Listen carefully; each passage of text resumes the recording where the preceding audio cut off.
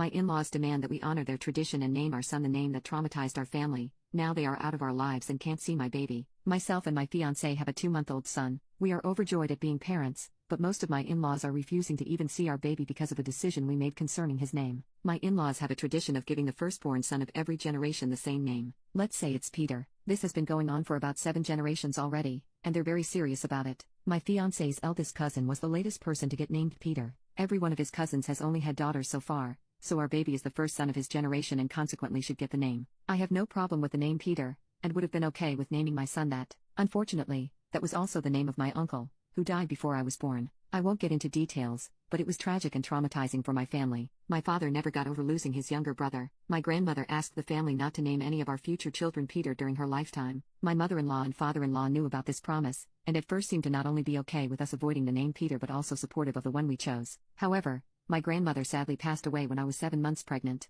We traveled for her funeral. On our last days there, my in-laws called to offer me their condolences. Then my mother-in-law asked me if I was willing to think about the name Peter now. Suddenly, they were insistent that the name we chose was awful and we had to honor their tradition. According to them, they had only agreed to make an exception for us for my grandmother's sake and had no obligation to keep it now that she had passed. My family agrees that while it's true we don't have to avoid the name anymore, it still doesn't feel right to use it. My fiancé agrees with me as well, but his parents spent the last weeks of my pregnancy trying to convince us to change our minds about the name. When our baby was born and we named him what we wanted, my in-laws were furious that we had broken a 7-generation-old family tradition. Some of them hadn't previously wanted to name their sons Peter, but did it anyway for the family's sake. They said our decision was selfish, and that my family should have moved on by now. This has truly nothing to do with whether my family has moved on or not. It just felt like a betrayal to my grandmother and uncle's memories to even consider using the name. My father-in-law offered us $1,000 to change our son's name to Peter after he was born. That was 2 months ago, and neither of my fiancé's parents had met the baby or seen us since I was pregnant. Most of my in-laws are on their side, and this is causing a huge rift between my fiancé and his family. He assures me he's fine, but I'm starting to feel really guilty about this. Edit. The tradition started, as far as I know, when OG Peter died and his son, also named Peter, named his firstborn after his father. Peter III ended up having the first son of the following generation and did the same thing. That one died before having children, so his sister gave the name to her son, and so on. The name Peter is very common in my country, so none of them ever got bullied over it, and the fact that it was also my uncle's name isn't as unlikely as one might think. Also, middle names aren't used in my country. Most people get the maternal surname before the paternal one instead. Edit 2. It wasn't $1,000. Different countries, different currencies. It's still a lot of money, but would probably translate to about $200 US.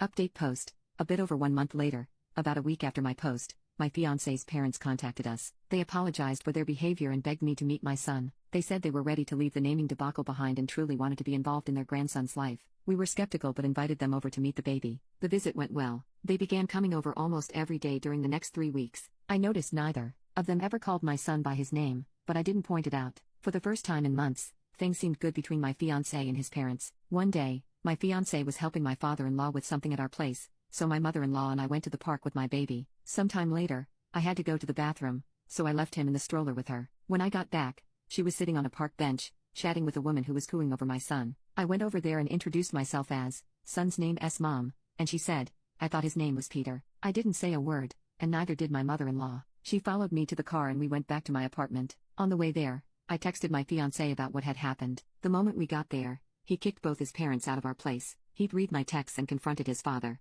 Thankfully, my father-in-law is a terrible liar and confessed immediately. Apparently, both my in-laws only call my son Peter. That includes whenever they're talking about him, every time they introduce him to someone else, and even baby talking to him on the few occasions they were left alone with him. Neither of them is embarrassed by this, and they both think they're in the right. We're heartbroken, especially my fiancé, not only because his parents can't let go of their pride, but also because the name we chose for our son means a lot to us both. I blame myself for encouraging my fiancé to allow them near our son. I was raised in a different city than all my grandparents, and always wished they could have been more involved in my life. Losing my grandmother didn't help. Pretty much every doubt I had only existed because I thought it would be important for my son to grow up with all of his grandparents around. But now, all my guilt is gone. If they can't respect my son enough to call him by his name, they don't deserve to be in his life. I hope they enjoyed the 3 weeks they had with their grandson, because that's all they're getting, until they get their heads out of their asses.